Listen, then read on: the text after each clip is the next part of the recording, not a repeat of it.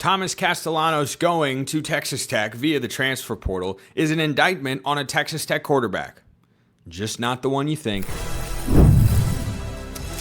You are Locked On College Football with Spencer McLaughlin, your daily podcast on all things college football. Part of the Locked On Podcast Network, your team every day.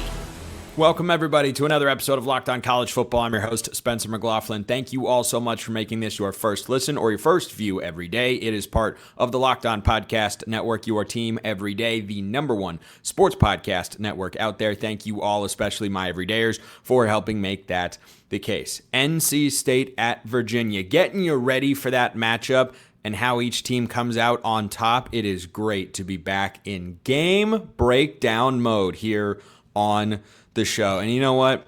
It was a tough season last year when it came to best bets. It was a tough year. That means I'm due for a bounce back. This episode brought to you by our friends over at FanDuel that provides all the lines, of course. Join all the action at FanDuel.com to play daily dingers and make your free pick on who's hitting a homer this MLB season. So, Thomas Castellanos is officially going to be a member of the Texas Tech Red Raiders football team. This is not an indictment on Will Hammond. That is what Chris Level of Locked On Texas Tech has been arguing. There was a report flying around that he might even play some wide receiver for Texas Tech. Now, that might be an indictment on the wide receiver room, but Will Hammond should still be the guy. I do not believe at this time, though it certainly looked and felt that way for a while. My everydayers heard me talk about this here on the show previously. It looked like it was, Hammond might not be ready. And maybe he isn't. Maybe it's all a smokescreen. The wide receiver thing gets put out there to throw everybody off the scent. And then, boom, game one. Thomas Castellanos is going to be in there playing quarterback for the Texas Tech Red Raiders. Maybe. But once he's at full strength, I do expect Will Hammond to be the starting quarterback. And we'll get to see whether he lives up to the billing that Texas Tech has told us they believe, which, they liked Brendan Sorsby more. But hey, at least they like him more than Thomas Castellanos. And anyone out there that looks at this and says, oh, this is the real Sorsby replacement. This is the guy they're going for. Florida State wasn't good last year. They had several issues. Mike Norvell is on the hot seat, coaching for his job again this year. Castellanos was not good enough to be the savior. He was good enough to beat Alabama. He makes some fantastic plays. Look, if you've never watched him play, he's a small guy, really good athlete, pretty good arm, super mobile in the pocket, uses his legs a lot. He can make some electric plays. He also has some limitations. It's why the NFL didn't work out. And look, this is also different from the players that were literally playing for NFL teams. Castellanos never made it that far. He's a little bit more traditional in the sense, this is the sort of situation, frankly, I anticipated when the 5-5 got rolled out and ultimately passed. I knew there was going to be 1 year of temporary bumps. Yeah, Castellanos is one of those guys. That was going to happen. It should be the last year that it happens. Gosh almighty, I hope it is, because I know that we are all tired of dealing with who's eligible, who's not, who can play, how many. Just make it the same for everybody. I think we are all really looking forward to that. But Thomas Castellanos is a bigger name than he is a talent. As a passer, Will Hammond has a higher ceiling than Castellanos. Now, the former Florida State quarterback and Boston College before that has played more football than Will Hammond without question. So maybe he'd have an edge there. But what Chris Level of Locked On Texas Tech has made the case for over on his show is that it is a really good insurance policy.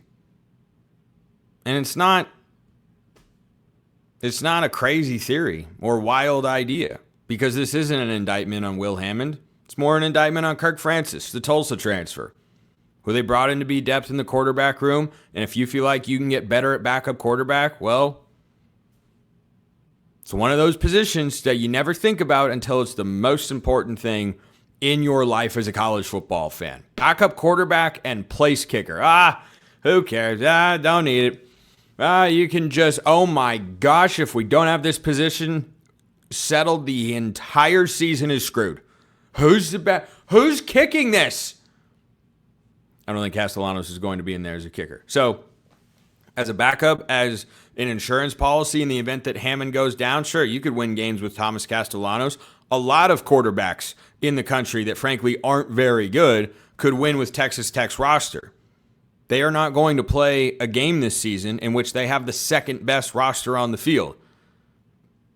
There's a reason that, according to our friends at FanDuel, their win total opened at 11.5. The only other team that has that, Notre Dame, who is also, wait for it, going to out-talent everybody on their schedule, save for one team. They've got Miami. Texas Tech doesn't even have a game that's that hard on their schedule. They have among the easiest schedules in all of Power 4. Trying to pull it up, but there it is. There we go. So it's one that doesn't have a lot of margin for error, and there are games that they can lose on here. There's no question about it. And I think you're in a better situation quarterback-wise with Will Hammond than Thomas Castellanos. I know which one I would start if they are at full strength. The question is, are they at full strength? And that's what I've wondered on the show. I'm still wondering that. And if Hammond is really good to go, injuries, unfortunately, can rear their ugly heads back up. And if he were to go down, you don't want the season to rely on Kirk Francis because you don't believe in him? Okay, that's what they're really doing here. But there are games that they can lose. They could lose to Houston if they don't play well.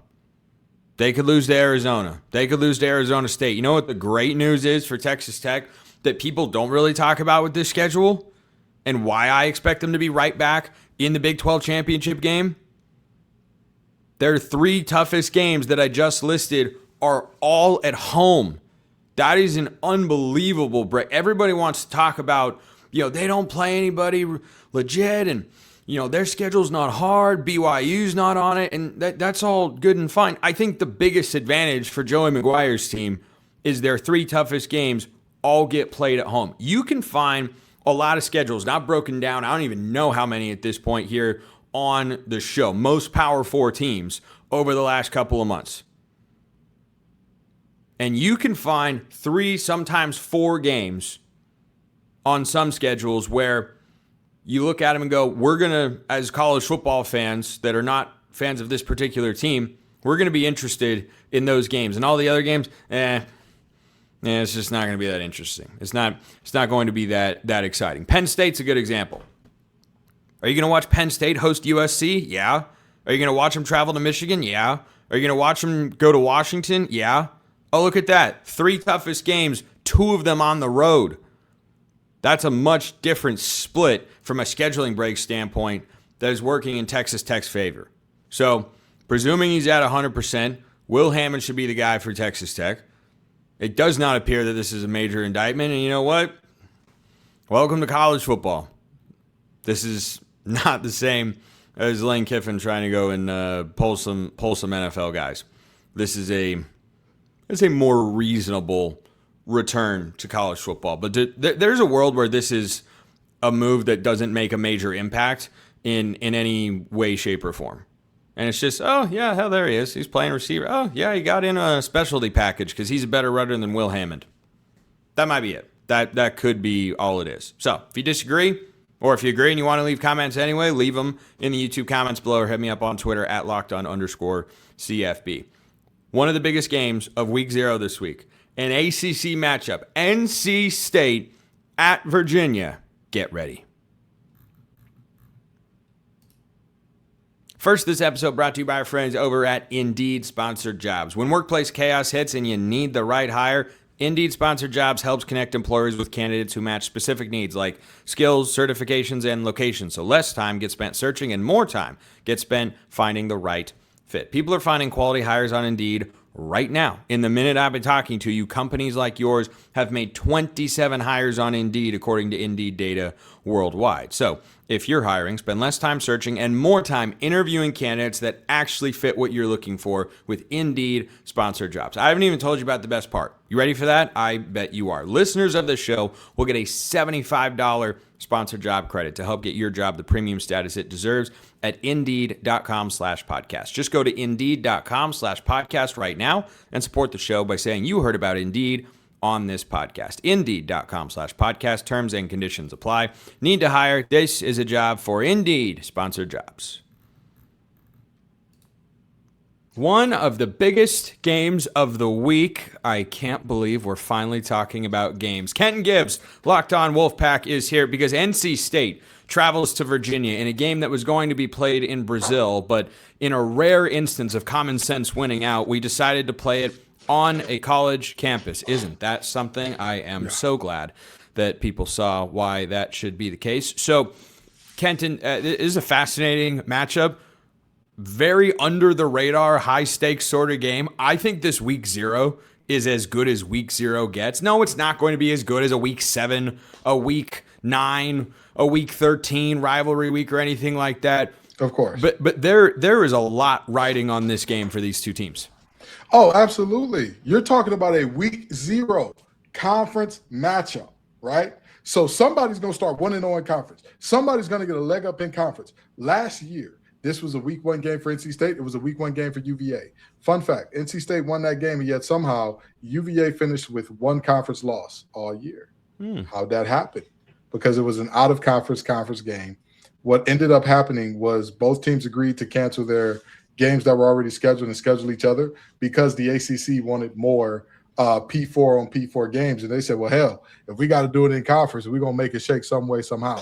So this is a very meaningful game, more meaningful than last year's little soiree that they had in Raleigh. It is the team that went to the ACC championship, had the spike year after years of being down, years of going through tragedies that are unknown to not just college football, but all of the sports world in terms of UVA.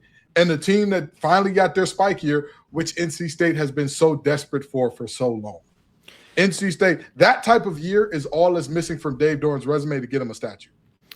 Yeah, this Virginia schedule here that I've talked about in 2026 is one that has a handful of games I'm more than a little intrigued by, but maybe this one more than the others, Kenton, just because the last time you and I spoke on this program about the Wolfpack, we ended up disagreeing like Loki and Captain America in Germany. There ended up being a little back and forth and such. And look, Virginia's favored in this game. They were an inch away from making the college football playoff last year. And when you look at this schedule, they have plenty of winnable games. They have some other challenging ones as well. SMU, not going to be easy. You have to go on the road. Cal comes to your place, but you miss Miami. And we all know that that's the team to beat in the ACC. And if you miss Miami, it can be a pretty workable schedule. But the same can be said, as you and I have talked about, for NC State. Because the winner of this game is going to look at the rest of their schedule and go, wait a minute. If we can beat that team, there's nobody on the schedule here that we really can't beat. I mean this very genuinely. This game and Louisville are going to be the only conference games that NC State comes in as underdogs in, unless they absolutely wet the bed. And listen here, I need you to take the schedule off the screen for a second because I need to look you in the eyes when I'm saying this. I got you. Spencer, the winner of this game puts themselves firmly in the driver's seat for that dark horse team that could be from that other category, because we all know that it's Miami at the top. And then you've got that second pack, that 2-pack in there of teams that we're really 3 of teams that, for whatever reason, I don't know why people keep including Clemson in here, but you've got SMU, who all they do is win. 3 out of the last 4 years, they've been in conference championships. Last year, they were 1 drive away from a conference championship game appearance. And then you've got Louisville, who took Jack Plummer to an ACC championship a few years ago. That's a real fact. That's a real fact. Jack Plummer was a starting quarterback in a Power 4 conference championship game. Yep. And of course, Clemson, everybody's still holding on to the glories with Dabo. Oh, they're a bunch of nobodies again. Oh, it's just little old Clemson again. I'm not sure if they have the depth to do it, but they're still included in that grouping. So what you're seeing here is somebody has to be the others.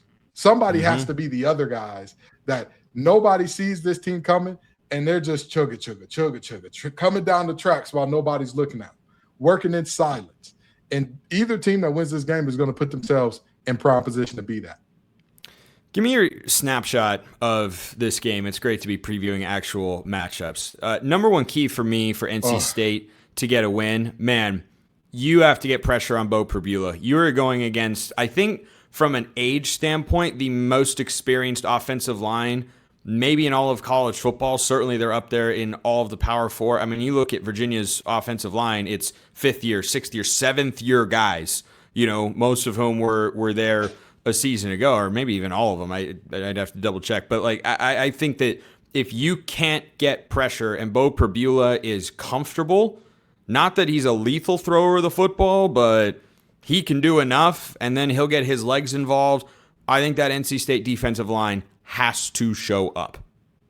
You're right and you're wrong at the same time. The NC State defensive line does need to show up.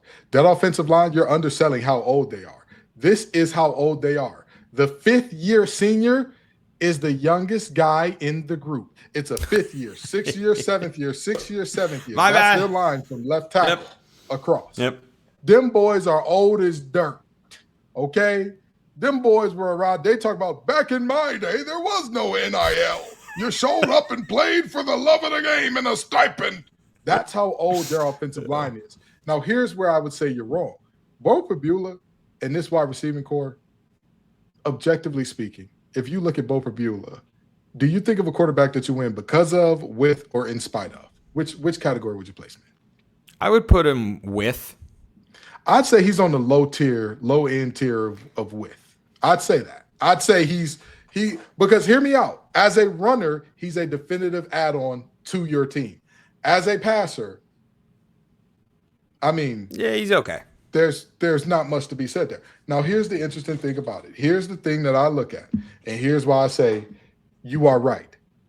The offensive line last year allowed this running game to put up 257 yards and 8 yards per carry on NC State's defense. Not good. Not good Not for NC good State. At all. Yeah. Averaging damn near a first down every time you run the ball. Chandler Morris was like a decent runner. He was like, he's not bad. I wouldn't say he was a plus runner, and he averaged like 17 per carry or something crazy like that. You cannot allow that again. You can't let Pribula beat you. I'm not worried about the arm. If Bo Pribula beats you with his arm, somebody needs to be left on the tarmac in Charlottesville, possibly multiple people. Hey, buddy, you stay right here. The team's going to fly back. You stay here. Yeah. You figure it out. You call the Uber. You call Lyft. You call your mama, your old lady. Call whoever you need to call. Call your pops. We are not taking you back with us. I'm not taking a secondary back with me that lets a wide receiving core where one of their starters is already listed as out, and one of the guys they're going to lean on is a UMass Minutemen transfer with 0 touchdown receptions last year, and you're telling me that team should be a threat throwing the ball? They're going to make this game a rock fight. They're going to make this game ugly. They're going to make it physical. It's going to be a grit, spit, and who the hell wants to hit type of game. That's what it's going to be if UVA has a chance. Give me your score prediction. Oh, I've got NC State winning a not-so-close game. I know that they're underdogs. They were underdogs by 5.5. Funny story. It changed to 4.5 since the injury report was released, where 16 players are listed as out for Virginia and 2 impact players, Cam Robinson and Colston, the safety who was tied with Cam Robinson for leader of interceptions last year. Both of them are listed as questionable. 27-17, give me the Pack. Kenton Gibbs likes his Wolfpack. How do I feel about the game? Our first best bet segment of 2026 coming up next, and you better believe this game's included. First, this episode brought to you by our friends over at FanDuel, who, of course, give you all the lines that I'm going to talk about for this upcoming week of picks. And baseball fans, if you think you know who's hitting a homer today, Kyle Schwarber's usually a good pick. FanDuel's giving you a free chance to call your shot with daily dingers. It's easy to play. Just make your free pick for who you think will hit a home run in their game. And if you're right, you'll receive a profit boost on your next bet for a chance at extra winnings. And best of all, you can make a free pick every day throughout the Major League Baseball season. And it is finally time to make picks, and I am going to stick my neck out there once again and try to improve on the 48% that I hit last year. It was down. It was not good. Not strong, but I am determined to get back stronger than ever with the spread picks provided, of course, by our friends at FanDuel. So, are you ready to play your game today? Join all the action at FanDuel.com. That's FanDuel.com to play daily dingers and make your free pick on who's hitting a homer. Play ball and swing for the fences on FanDuel, an official partner of MLB and the official sportsbook sponsor here at the Locked On Network. All right, 5 picks every week. Limited selection this week. Is that a good thing? Is that a bad thing? Let's find out. Let's start with the game that Kenton and I were just talking about there. I was having a couple internet issues. Hope you guys were able to see and hear that all right. Appreciate you bearing with me there. So, Virginia down to a 4.5-point favorite, according to FanDuel. NC State has the quarterback advantage. I don't think they have the head coach advantage, but between these two guys, Bo Pribula and CJ Bailey, I'd rather have CJ Bailey. The injury report, there's no doubt that it is concerning.